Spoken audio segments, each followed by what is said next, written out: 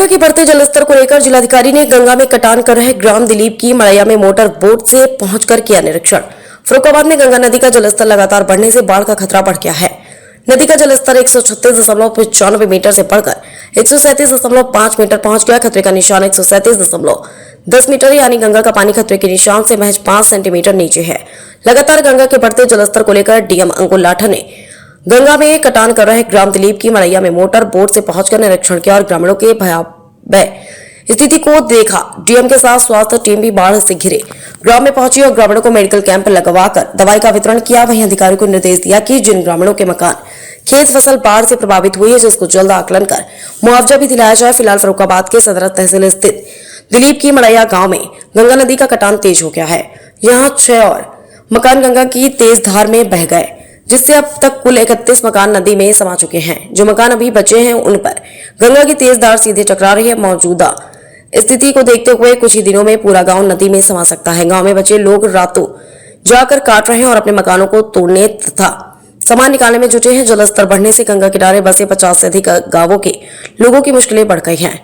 अमृतपुर तहसील क्षेत्र के 35 से ज्यादा गांव बाढ़ से प्रभावित हैं। कई गांवों के रास्तों पर पानी भर गया और लोगों को आवागमन के लिए नाव का सहारा लेना पड़ रहा है। ग्रामीणों के सामने पशुओं के चारे की भी समस्या खड़ी हो गई। पिछले करीब 10 दिनों से कई इलाकों में पानी भरा होने के कारण ग्रामीणों को चारा लाने के लिए कई किलोमीटर दूर जाना पड़ रहा है। फर्रुखाबाद से राजीव कुमार, समाचार 24। सदर में फर्रुखाबाद में सदर में जो बाढ़ आई है उसमें जो गांव प्रभावित हुए हैं आज उन्हीं का भ्रमण किया गया था। कुछ एक गांव में दिलीप की मड़ैया में कटान की शिकायत थी, तो वहां कटान हुआ था। 25 जो मकान है वो भी बह गए थे, तो उन सभी को राहत धनराशि भी दी जा रही है 1,20,000 और उन लोगों को पट्टा भी दिया जा रहा है ताकि वो 120 वर्ग मीटर का ताकि वो अपना घर बना सकें। उसके अलावा जो अभी उसके आसपास के जो मजरे हैं उनमें भी भ्रमण किया गया। डोलू की मड़ैया है, वहाँ पर जो कुछ लोग परिवार हैं वहाँ पर आबादी में पानी अभी नहीं गया है लेकिन कृषि भूमि में पानी है, तो वहाँ भी खाना वितरित किया गया है और हेल्थ कैंप लगाए हैं।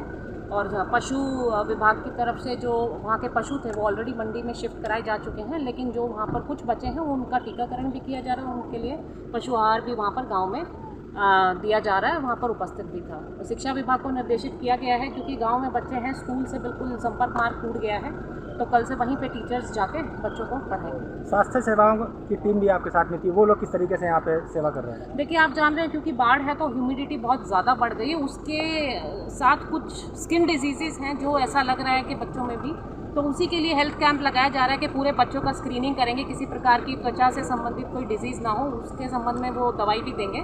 और बाकी यदि कोई प्रेग्नेंट महिला है तो उसमें भी दवाई देंगे और बच्चों का यदि कोई टीकाकरण पेंडिंग है वो समय से हो जाए उसका भी स्क्रीनिंग। मैडम, आवागमन के लिए जो ग्रामीणों का आवागमन रहेगा उनके लिए क्या व्यवस्था रहेगी? देखिए, ये इसमें जो संपर्क मार्ग क्योंकि टूटा है तो मोटर बोट की व्यवस्था की गई है और स्टीमर की भी व्यवस्था की गई है और लगातार हमको जो अब हम भ्रमण करने गए तो हमको बोट्स मिली भी, तो लोग उसी से आ जा रहे हैं। ठीक है।